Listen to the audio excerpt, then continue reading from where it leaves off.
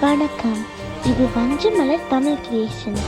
நீங்க சேனலுக்கு புதுசுன்னா சப்ஸ்கிரைப் பண்ணுங்க, கூடவே பெல் பட்டனும் கிளிக் பண்ணுங்க. உங்களுக்கு இந்த வீடியோ பிடிச்சிருந்துச்சுன்னா லைக்கும் ஷேர் பண்ணுங்க.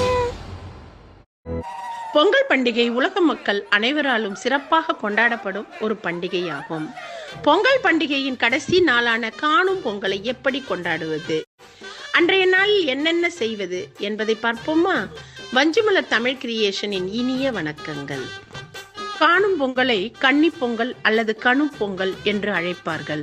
இந்நாளில் பல்வேறு விளையாட்டு போட்டிகள் நடத்துவார்கள். குறிப்பாக ஜல்லிக்கட்டு, பட்டிமன்றம், உரியடித்தல், வழுக்கு மரம் ஏறுதல் என்று வீர சாகச போட்டிகள் எல்லாம் இடம்பெறும்.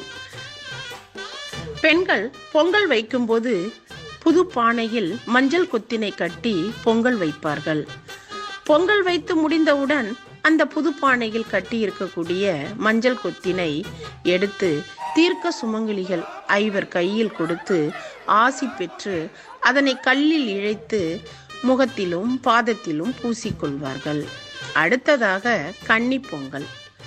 கன்னி பொங்கல் என்பது இது கல்யாணம் ஆகாத பெண்களுக்கும் ஆண்களுக்கும் உரியது. ஆகையால் இது கன்னி பொங்கல் என்று அழைக்கப்படுகிறது.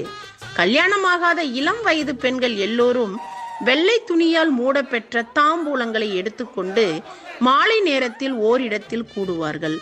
ஒவ்வொருவரும் தாம்பூலத்திலும் கரும்பு துண்டு, கற்கண்டு, பூ, பச்சரிசி, சர்க்கரை, வாழைப்பழம், வெற்றிலைப்பாக்கு ஆகியவை இருக்கும்.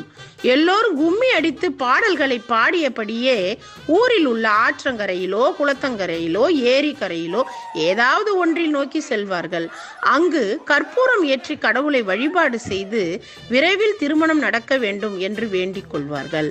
அதன் பிறகு கன்று பொங்கல். கன்று பொங்கல் என்றால் பொங்கலின் சிறப்பே தமிழர்களின் வீர விளையாட்டு எனப்படும் ஜல்லிக்கட்டு தான். ஜல்லிக்கட்டு போட்டியில் ஆண் மகன்களை காளையை அடக்கி தங்கள் வீரத்தை வெளிப்படுத்துவார்கள். காளையை கன்று என்று கூறுவதும் உண்டு. இதை முன்னிட்டுதான் இந்நாள் கன்று பொங்கல் என்று கூறப்படுகிறது.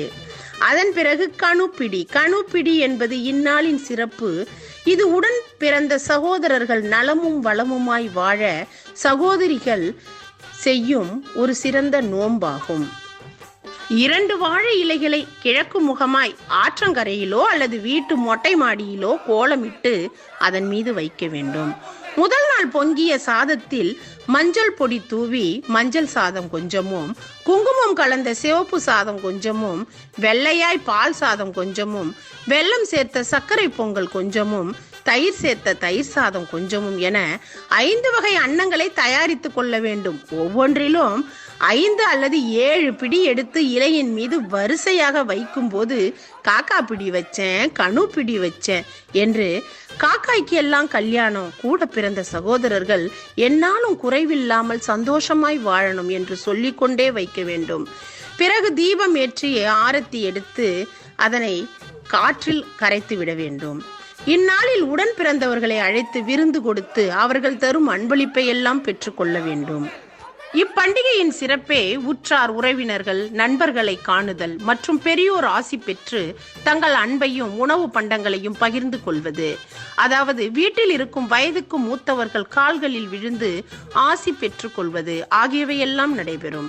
நம் வழி தோன்றல்களுக்கு நம்முடைய பண்பாட்டை தெரிவிப்பதோடு பெரியோர்களிடம் ஆசி பெறுதல் போன்ற நல்ல பழக்க வழக்கங்கள் மற்றும் கலாச்சாரத்தை தெரிவித்தல் ஆகும். எனவே நம்மளுடைய தமிழர் பண்பாட்டையும் கலாச்சாரத்தையும் தெரிவிக்கும் இந்த காணும் பொங்கலை அனைவரும் கொண்டாடி மகிழ வேண்டும். நன்றி.